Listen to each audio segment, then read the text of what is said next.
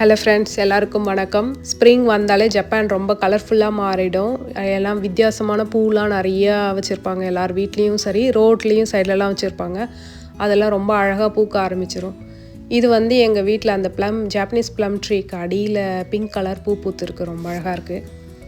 இந்த வருஷம் நான் மூலிகை செடியெலாம் வளர்க்குறதுக்கு ஆரம்பிச்சிருக்கேன். நான் ஒரு ஜாப்பனீஸ் ஃப்ரெண்டு வீட்டுக்கு போயிருந்தேன். அவங்க வீட்டில் இந்த செடியெல்லாம் பார்த்தேன். அப்போ பார்த்தப்போ தான் எனக்கு இன்ஸ்பயர் ஆகி, சரி நம்மளும் இது மாதிரி பண்ணலாம் அப்படின்னு தோணுச்சு.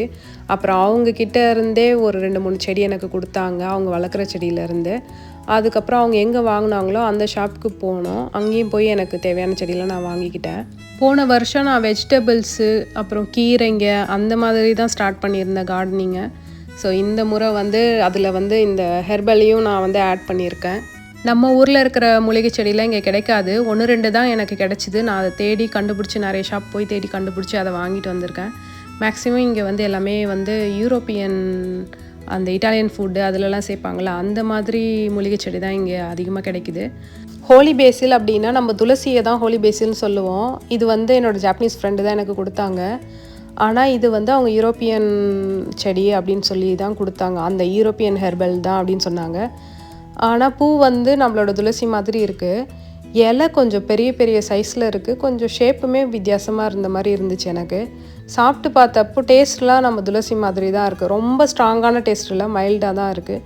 மேபி துளசியிலே ஏதாவது கொஞ்சம் டிஃப்ரெண்ட்டான வெரைட்டியாக இருக்குமா என்னன்னு தெரியல. பட் எனிவே மூலிகைகள் எல்லாமே வந்து நம்மளோட உடம்புக்கு நல்லது தானே, நான் அதனால் எல்லாமே வாங்கிக்கிட்டேன். இது வந்து மின்ட்டு. இதை நான் முன்னாடியே வச்சுருந்தேன். என்னோடய பிரியாணி அந்த மாதிரிலாம் சமைக்கும் போது அதில் நான் சேர்க்கறதுக்காக நான் அதை 3 வருஷமாக வச்சுருக்கேன். என்னோடய மூலிகை செடியில் உங்களுக்கு எந்த செடி பிடிச்சிருக்கு அப்படின்னு சொல்லுங்கள். நீங்கள் உங்கள் வீட்டில் என்ன மூலிகை செடி வளர்க்குறீங்க அப்படின்றதையும் சொல்லுங்கள். இப்போ வந்து நான் இந்த எல்லா ஹெர்பலில் இருந்தும் கொஞ்சம் கொஞ்சம் பறித்து நான் வந்து டீ போட போகிறேன். இதையும் நான் அந்த ஜாப்பனீஸ் ஃப்ரெண்டுக்கிட்ட இருந்து தான் கற்றுக்கிட்டேன். இப்போ வந்து நம்ம எல்லாத்துலேயும் கொஞ்சம் கொஞ்சம் தான் எடுத்துக்கணும். ஏன்னா இப்போ மிக்ஸ் பண்ண போகிறோம். ஏதாவது ஒன்று அதிகமானாலும் அதோட டேஸ்ட்டும் ஸ்மெல்லும் ஸ்ட்ராங்காகிடும். அதனால் நம்ம வந்து ஈக்குவலாக எல்லாத்தோட டேஸ்ட்டையும் ஸ்மெல்லையும் நம்ம வந்து மெயின்டைன் பண்ணணும்.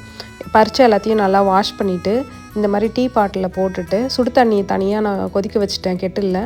அந்த தண்ணியை வந்து இதுக்குள்ளார ஊற்றிட்டு நம்ம மூடி போட்டு ஒரு 3 to 4 மினிட்ஸ் அந்த மாதிரி வைக்கணும். நமக்கு நல்லாவே தெரியும் அந்த கலர் சேஞ்ச் ஆகிறது. அது ஒரு மாதிரி லைட் க்ரீனாக அழகான ஒரு கலர் வரும். அந்த டைமில் வந்து நம்ம அதை எடுத்து குடிக்க வேண்டியது தான்.